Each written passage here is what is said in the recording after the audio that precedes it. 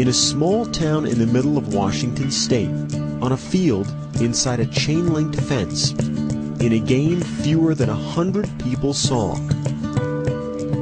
A home run memorable not for the distance it traveled, or the game it decided, but for the meaning it carried. The last Saturday in April, the second game of a softball doubleheader between Central Washington and Western Oregon.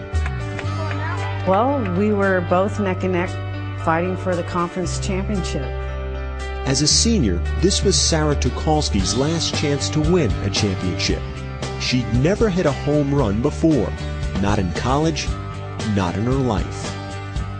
At 5'2", I'm not very tall.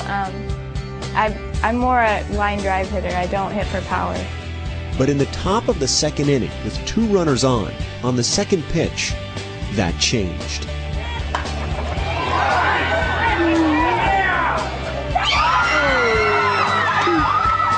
I hit that pitch and it just went. And we're just cheering, and the runners are cheering as they round the base to head to home. And then I'm going, where's Sarah? In her excitement, Tucholsky failed to touch first base, so she quickly turned back. Her pivoting just didn't pivot with her. And I heard her kind of yell, and she just dropped to the ground, and I was like, oh no. Just fell immediately and was in a lot of pain. Just, I tried to keep my legs straight, but I was in so much pain that I couldn't really keep still. Tucholsky, with a torn ACL, crawled back to first base. She was a long way from reaching home plate and keeping her first and only home run. When she got back to first base, she laid there and she hugged on to first base. And then at that time, I was staring at the base and I go, what on earth are we going to do? And I turned the umpire standing right next to me. I said, what is the ruling if I put somebody in for Sarah?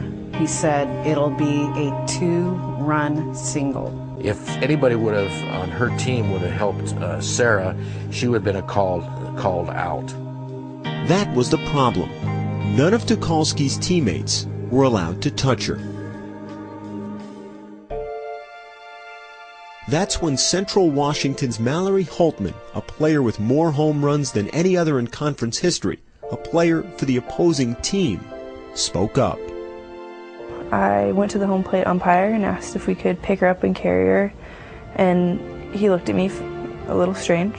And the umpire went and said, yes, you can do that. I'm still standing there in shock. I said, thank you so much. We asked her, so is it okay if we pick you up and carry you around the bases? And I say yes, and and say thank you. And she says, you hit the ball over the fence, you deserve it.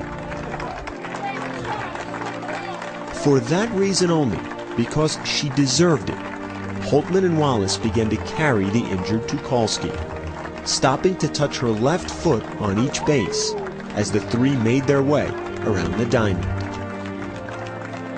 We actually started laughing because we were just wondering what this would look like to all the people in the stands. When I looked up, I didn't see, giant smiles and screams. I saw emotion and tears and people crying.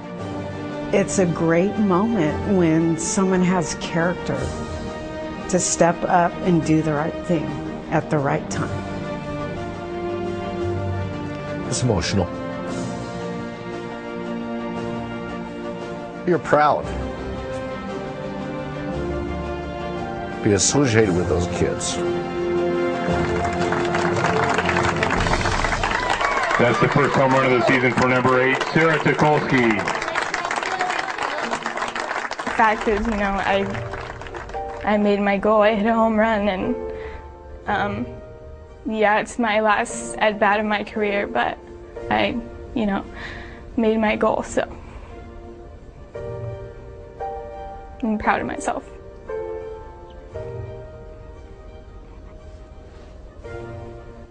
Mallory Holtman, Liz Wallace, and the Central Washington team lost the game that day, 4-2.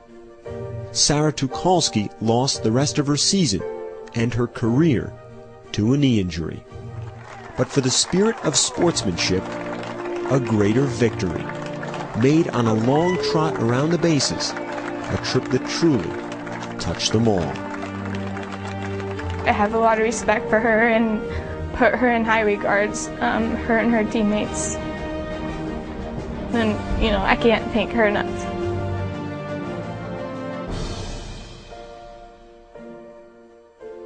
Tom Rinaldi reporting. Yesterday, the final day of the season, Western Oregon won its first conference championship in softball in school history, and it will compete in the Division II regional playoffs later this week. One other note, beyond being linked forever by that home run, Sarah, Mallory, and Liz share something else in common. All three players, academic first team in the Great Northwest Athletic Conference.